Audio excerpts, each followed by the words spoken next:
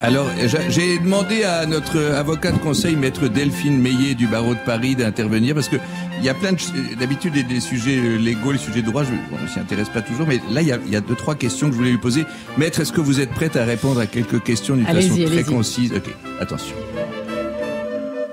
Je suis sûr que vous avez reçu des lettres anonymes. Oh, pas plus que d'habitude, non. Non, enfin, pas beaucoup plus. Les Français aiment bien écrire à la police. Qu'est-ce que vous voulez que j'y fasse? Lumière dans la nuit. Voilà, alors ça c'est pour nous installer. Alors il y a 2-3 sujets tout à coup qui me... La première chose, on a reçu beaucoup de restaurateurs ici qui étaient en guerre contre les assurances, et Stéphane Gégaud, les gens étaient très en colère, parce qu'il suffit d'une toute petite clause tout à coup, parce que si c'est pandémie et pas épidémie, des gars se sont retrouvés entièrement ruinés. De temps en temps, les assurances leur disent, vous inquiétez pas, l'année prochaine je vous offre 1 mois. Il y a un restaurateur qui a réussi à se faire rembourser parce que je crois qu'il avait une clause particulière qui était, je sais pas, est-ce que les restaurateurs en général vont finir par se faire rembourser par leurs assurances ou pas? Ça va être difficile. Alors, je vais plomber l'émission. Non, mais c'est bien. Non, mais soignons. Non, vous inquiétez pas, il y a pas de... non, le principe c'est que on est assuré juste pour les dégâts matériels. Ça, c'est le principe dans toutes les assurances pour les restaurants, juste pour les dégâts matériels et pas pour les situations de pandémie qui ont entraîné des fermetures administratives. Ah, voilà, la fermeture administrative elle n'est pas couverte par l'assurance. D'accord. Mais alors, dans le cas du restaurateur qui a obtenu gain de cause, il a obtenu 70 000 € pour perte d'exploitation. Il se trouve qu'il avait une clause qui était un peu particulière, mal rédigée. Et en fait, tout va se jouer là-dessus. C'est-à-dire que chaque restaurateur doit regarder son contrat d'assurance, même si c'est pour dégâts matériels. Si la clause est mal rédigée, il va falloir aller devant le juge et contester la clause, l'interpréter à l'infini pour montrer que éventuellement on peut l'interpréter en faveur de la perte d'exploitation. C'est pas des clauses types en fait. Il n'y a pas de clause type. Non. D'accord.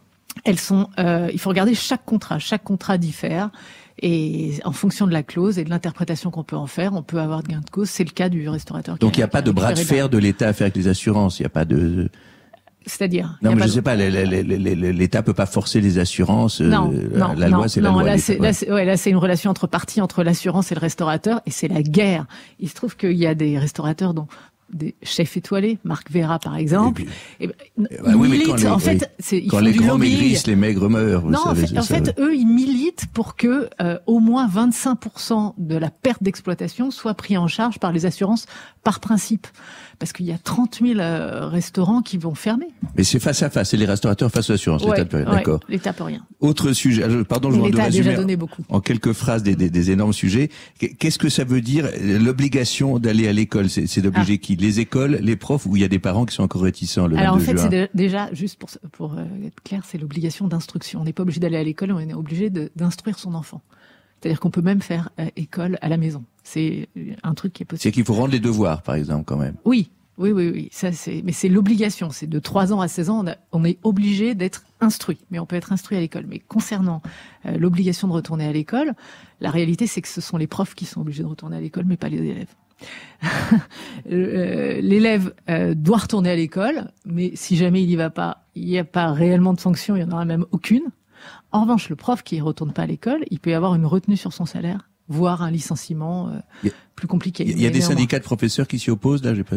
Non, c'est le principe. Non, c'est le principe de ce qu'on appelle le droit de retrait de tout salarié. Le droit de retrait, c'est s'il y a un danger pour votre santé dans une entreprise et dans une école, vous pouvez estimer, exercer votre droit de retrait, c'est-à-dire dire j'y vais pas. J'y vais pas parce que j'estime que ma vie est en danger. Et là, c'est au cas par cas. D'accord. Et là, la dernière grosse affaire, c'est qu'il commence à y avoir des procès. Qu'est-ce que ça veut dire de faire des procès au gouvernement? Qui attaque quoi? Alors, mise en danger de la vie d'autrui? Alors, il y a deux choses. Il y a soit on attaque les membres du gouvernement en estimant qu'ils ont commis une faute dans le nominalement l'un ou l'autre. Ouais, par exemple, le ministre, le Premier ministre est extrêmement attaqué. Vous pouvez pas attaquer Macron parce qu'il est irresponsable pénalement pendant tout son mandat. Vous pouvez pas attaquer le président de la République. Est irresponsable. Il a ce qu'on appelle irresponsable. Non. Ce que j'entends par là, c'est que irresponsable dans le sens où il y a une immunité. Oui. Une immunité. Les ministres, non. Les ministres, non. Mais vous pouvez les attaquer que devant la Cour de justice de la République, qui est une cour particulière qui a été créée dans le cadre de l'affaire du sang contaminé, où on a créé une cour politique, parce que les magistrats sont des Barzac, élus. les ministres à l'époque. Exact. Sont des élus. C'est des élus donc qui jugent. En fait, c'est une cour politique qui juge des politiques. C'est pour ça que tout à l'heure vous plaisantiez sur Karachi et Édouard Balladur et François Léotard seront jugés devant la Cour de justice de la République. Ils vont vraiment, d'ailleurs, pardon, ils vont vraiment aller en prison, l'ancien ministre Renaud. Non, il n'y a pas de mandat de dépôt. 3 ans fixes, 3 ans fermes. Ils vont faire appel. Ils vont faire appel, mais il y a pas de mandat de dépôt à la barre, donc ça veut dire que ça s'aménage en attendant que de l'appel. Vous avez réussi à répondre à 3 questions essentielles de façon assez claire en peu de temps. Je dis chapeau la colo. Merci Pierre. Vous avez une dernière question à Maître Delphine Meillet.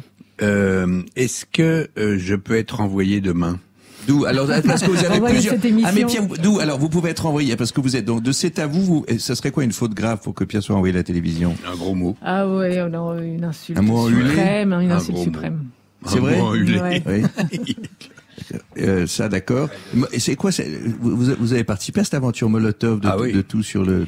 C'est extraordinaire, Molotov. C'est juste un service. C'est-à-dire que quand sur votre portable, sur votre tablette, vous tapez, vous chargez Molotov et vous pouvez avoir accès à toutes les chaînes avec une ergonomie extraordinaire. Il y a plus de 11 millions de gens qui aujourd'hui sont plugués et qui peuvent déjà naviguer sur pas mal de chaînes gratuitement. Vous étiez inquiet il y a quelques années, ça a bien marché alors? Oui, mais la tendance s'est retournée. Vous êtes d'un tempérament inquiet. Et dites, juste une dernière chose, puis on n'a pas parlé du Festival de Cannes du tout. Qu'est-ce que c'est? Le Festival de Cannes. C'est? Vous savez, alors, le Festival de Cannes, c'est chaque année, dans une région des Alpes-Maritimes, dans une ville jusque-là dévolue à de riches touristes ou à des retraités heureux, des films d'auteurs sont présentés dans une sorte de boucle étrange. Ça sent la boca. Ça sent la boca, mais ça sent le suquet. Il y a des films qui ont le label cannois. Il y a 56 films. C'est assez émouvant. Thierry Frémaux et toute l'équipe de sélection ont reçu plus de 2000 films, record absolu. Et ils en ont sélectionné 56. D'autres films sont allés directement sur des plateformes parce qu'économiquement ils pouvaient pas attendre. D'autres iront peut-être à Venise ou dans d'autres festivals. Et les 3e attendront 21. Et puis Thierry en a sélectionné 56. Mais par exemple, il a sélectionné un petit film libanais, un premier film libanais d'un garçon qui s'appelle Jimmy Kérouz. Ça a fait la une de la télé à 20h au Liban, qui est dans une situation économique très difficile. Et le film va connaître une carrière. Le Wes Anderson a été sélectionné. Il y a 2 films de Steve McQueen. Il y a 2 Français pour qui j'ai tourné, et dès qu'ils tournent pas avec moi, ils sont sélectionnés. Emmanuel Mouret et Laurent Tirard. Je porte bonheur au cinéma. Enfin, vous voulez dire que le Festival de Cannes 2020 se tient? À sa manière. Il se tient à sa manière. Il reste vivant. Et alors, vous allez être là l'année prochaine, Pierre, ou pas? Absolument. Ah, ça fait plaisir. Ah oui, en 21. Vous m'inviterez. En tout cas, je vous accueillerai en vos démarches. Excusez-moi de vous mêler à ça.